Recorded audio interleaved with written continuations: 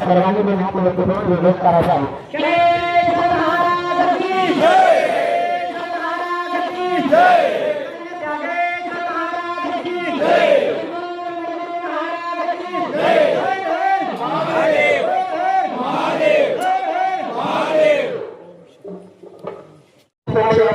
विविध कार्यक्रमात आपण आयोजन करण्यात आलेला आहे। तो पहिल्या दिवशी साधारण 9 वाजता आत्मविशेष याचं पठण होणार आहे।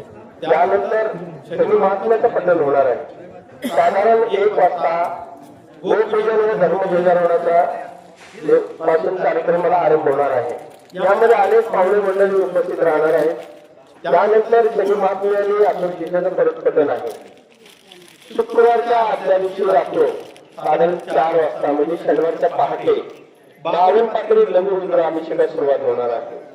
त्यानंतर साधारण 9 वाजता महाआरती होणार आहे। त्याच्या अगोदर नवग्रह शांती होम हवन होणार आहे आणि साधारण 9च्या नंतर अथर्वशीर्ष पठण व श्री महात्म्याचं पठण होणार आहे आणि साधारण 1 वाजेपर्यंत चालणार आहे। 1 वाजल्यानंतर महाआरतीनंतर परमपूज्य साईश्वर महाराजांचा भव्य पालखी सोहळा आणि त्यानंतर सायंकाळी 5 वाजता व्यासपीठीय कार्यक्रम। व्यासपीठावर कार्यक्रम जे उपेक्षित आहे, जे धर्माचं कार्य केलंय, समाज काम केलेलं आहे, गोप रक्षण केलेलं आहे, जे समाजासाठी ज्यांनी स्वतःचं आयुष्य खपलेलं आहे, अशांचं आम्ही उपेक्षित लोकांचा आम्ही सन्मान करत असतो व्यासपीठावर।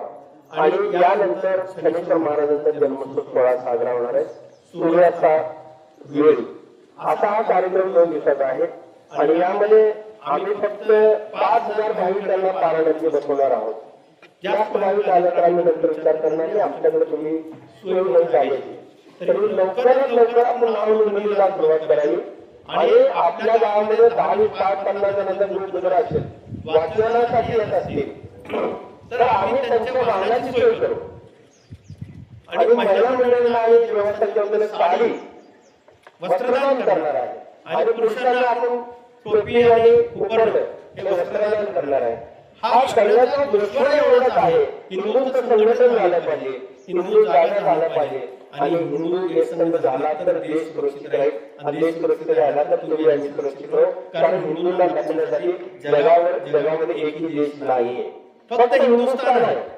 म्हणून आपण हा आपल्याला प्रपंच मानतोय, तर या प्रपंचामध्ये आपण सगळ्यांनी सहभाग घ्यावा, जास्तीत जास्त लोकांनी सहभाग घ्यावा आणि या कार्यक्रमाची शोभा वाढवावी. आणि जे पारायणाला बसणार आहे त्यांना तो वस्त्रदान करणार आहे, पण जागेवर सगळी त्याची सोय करणार आहे, भोजनाची सोय आहे, पाण्याची सोय आहे, इतर काही सोय आहे.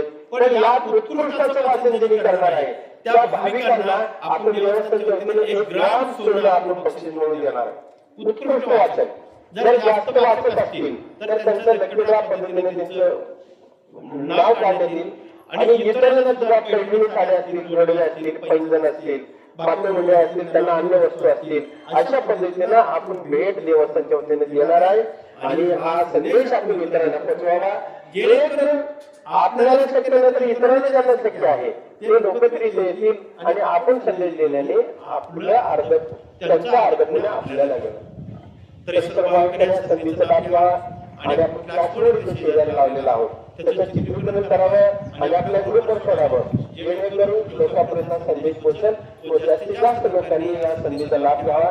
ज्यांना सेवेची साडेसती दशा महादशा पद्धती आहे, नारायण लावणे आहे, पुत्रदोष आहे, कालसर्प योग आहे, नक्षत्राचा दोष आहे. जर असं वाटत असेल त्या भाविकांनी या कार्यक्रमामध्ये सहभाग घेऊन शनी महाराजांचा आशीर्वाद घ्यावा.